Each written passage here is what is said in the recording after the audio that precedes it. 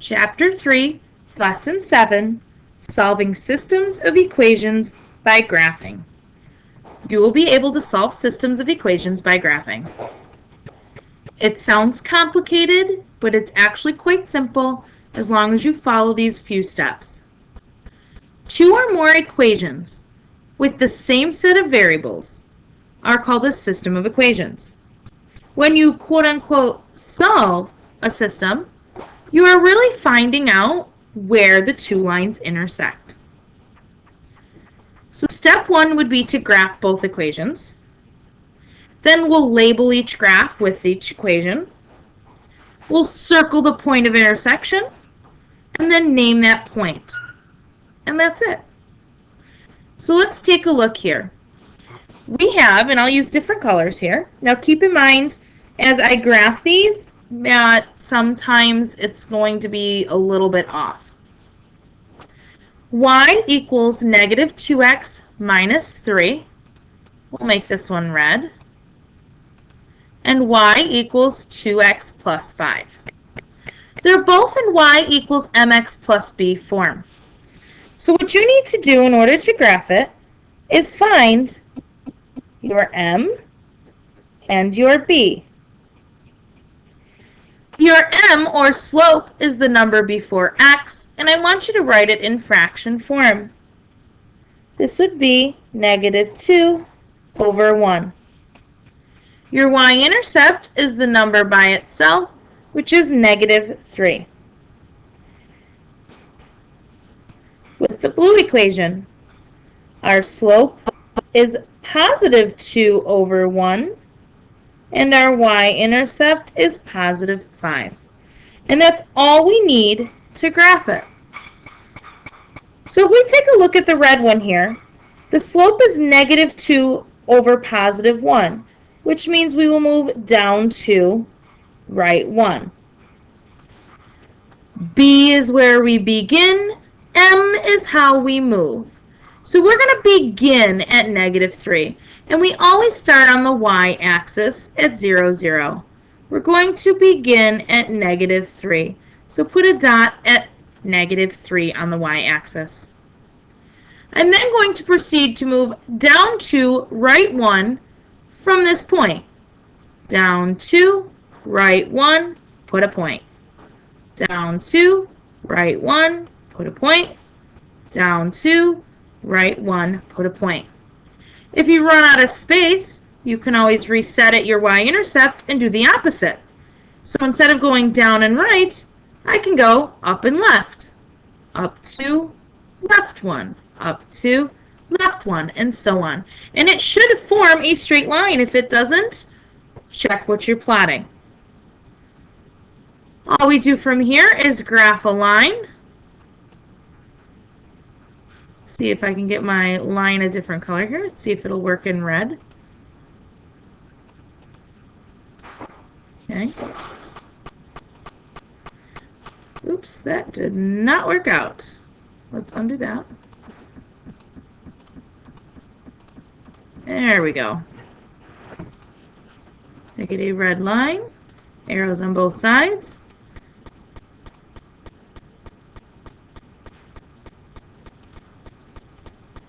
And make sure you extend that line all the way through the graph, covering all of your points.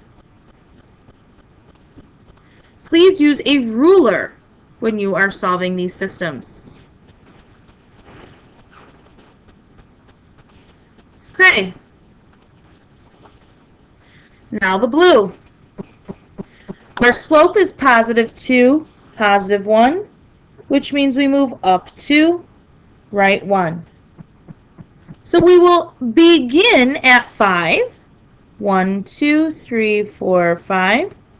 And we will move up to right 1. Up to right 1. Again, if you run out of space, you could do the exact opposite. Down 2, left 1, down 2, left 1, and so on. From here, we're just going to connect our dots, and I will adjust this line.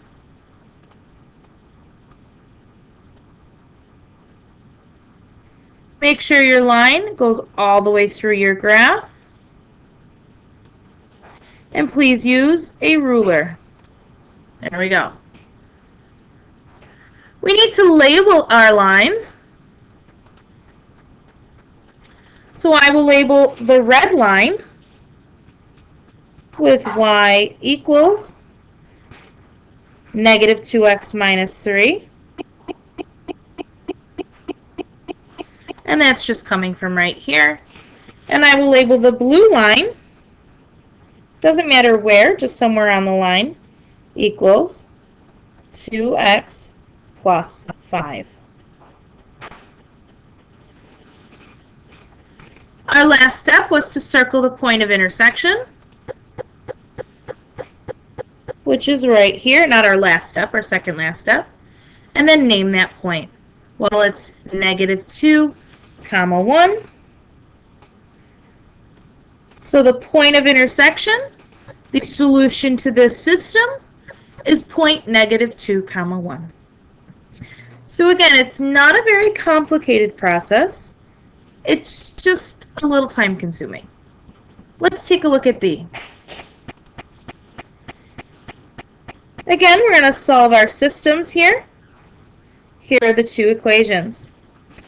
So for the first one, remember there's an invisible 1 before that x.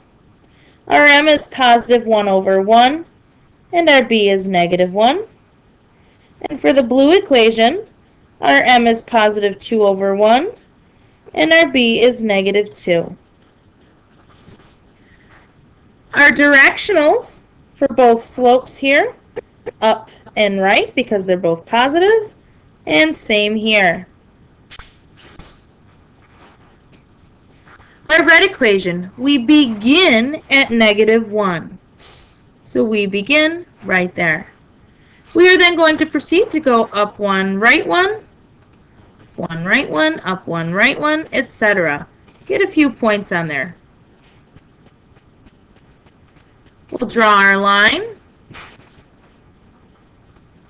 Arrows on both sides.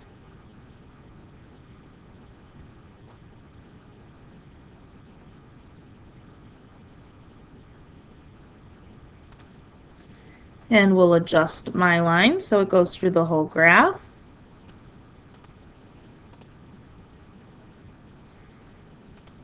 And we'll label that with y equals x minus 1. Our blue line, we begin at negative 2, which is here. We're going to go up 2, right 1, up 2, right 1, up 2, right 1. Get a few points on there.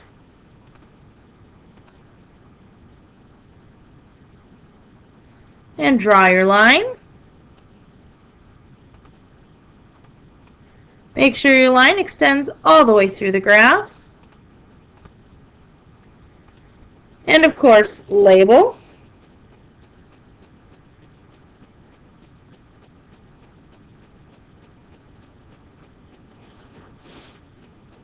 Our point of intersection is our solution, which is at the point 1, 0. Box the coordinates. You must write the coordinates. Simply circling it is not good enough.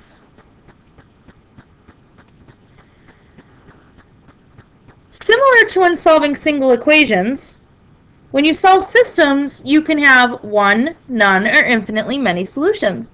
So in these both examples, A and B, there was only one solution. So let's take a look at A in part 2. Go through the process the same way. For our red equation, our slope is positive 2 over 1, and our y-intercept is 1. And for the blue equation, our slope is positive 2 over 1, and our y-intercept is negative 3. Our directionals for our slope for red is up 2, right 1. Same for blue, up 2, right 1. So let's begin. We're going to begin with the red one at positive 1. We're then going to go up 2, right 1, up 2, right 1, and get a few points on there.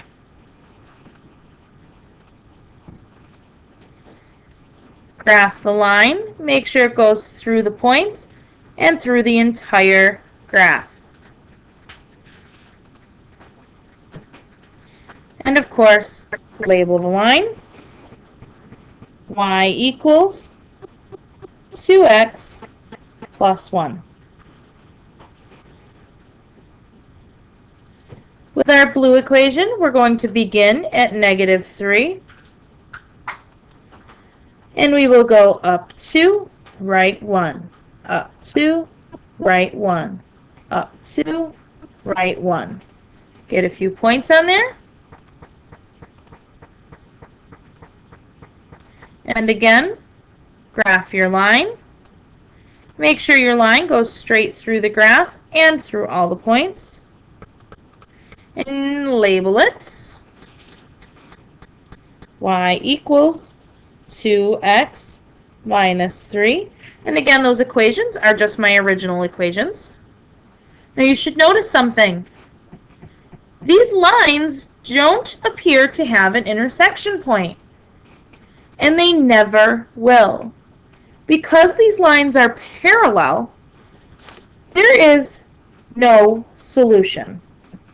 They will never intersect, which means, again, there is no solution.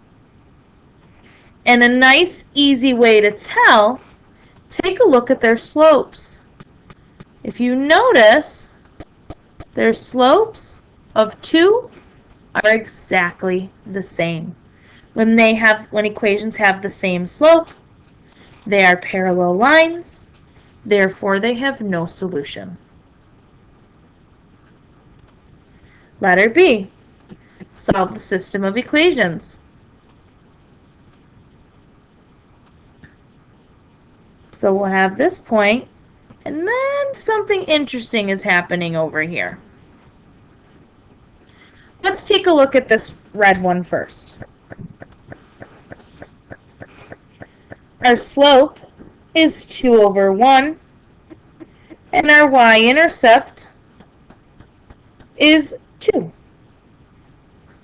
Now this blue one, I don't have y by itself, and you must have that in order to graph it. So I need to do a little bit of solving first. I'm going to add 4 to both sides to get y alone. I get y equals 2x plus 2. Now that y is alone, my slope is 2 over 1, and the y-intercept is 2. Our direction for the red is up and right, and same for the blue is up and right. The red equation, we begin at positive 2. We are then going to go up 2, right 1, up 2, right 1, and do that a few times. When you've got a few points on there, graph your line. Again, make sure you go through all the points and through the entire graph.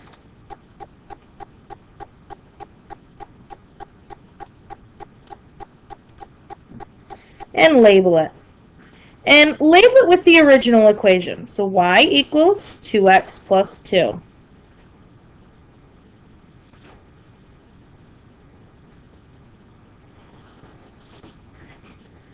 And now the blue. We begin at 2.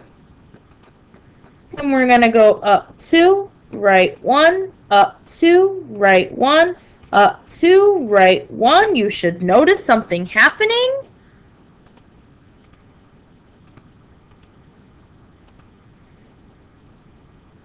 Let's make this line a little bit thinner so you can see what's happening.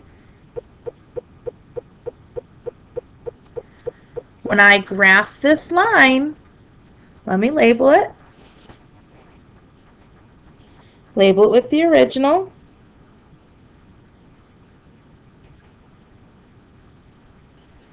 you should have noticed something. These lines are exactly the same. They overlap. In fact, if you look at our equations, y equals 2x plus 2, and the one we got here, it is also y equals 2x plus 2. It's the same exact thing. And because of that, we would say that this has infinitely many solutions. This is what we would call, if we were to solve equations like this, an identity. Because it's the same thing.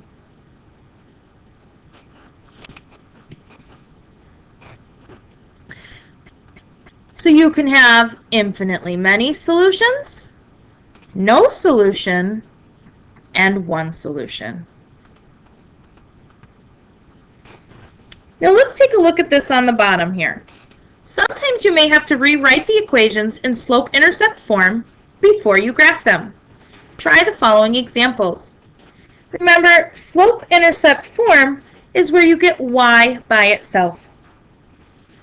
Well, here's my y. I need to get rid of this x on the other side next to it. So I'm going to subtract x from both sides. Those cancel. I get y equals. Now get in the habit of writing your x term first. It's minus x, so just bring that whole thing down. Minus x. It's positive 45, so positive 45. So that is your equation in slope-intercept form. Letter B, again, I need to get y by itself. The first thing I'm going to do is subtract 4x from both sides. Now remember, these are not like terms on the right-hand side, so I really can't subtract them. I'm just going to write them next to each other. We have 2y equals, put your x term first, negative 4x. Bring down your positive 130. Y is still not by itself. It has a 2 attached to it by multiplication. So what I'm going to do is I'm going to divide absolutely everything by 2. Those cancel, and I get y equals, well, negative 4 divided by 2 is negative 2. Bring down the x. Plus 130 divided by 2 is 65. That's your equation in slope-intercept form. And letter C, I think I'm going to drag down here. We have 3y equals 2x plus 15. So again, I need to get y by itself. This is letter C. I need to divide by 3, so I'm going to divide everything by 3. Cancel those out. Y equals, now 2 divided by 3 isn't a nice number, so just leave it as a fraction. It is a slope. It's okay to have fractions. So 2/3 x plus 15/3 I can definitely do. 15 divided by 3 is 5. And that's our equation in slope-intercept form. So just like in the previous example here, letter B, we had to put it in slope-intercept form before we could graph it. So if you get equations like these, that's what you must do. Get them into slope-intercept form, and then you can graph them.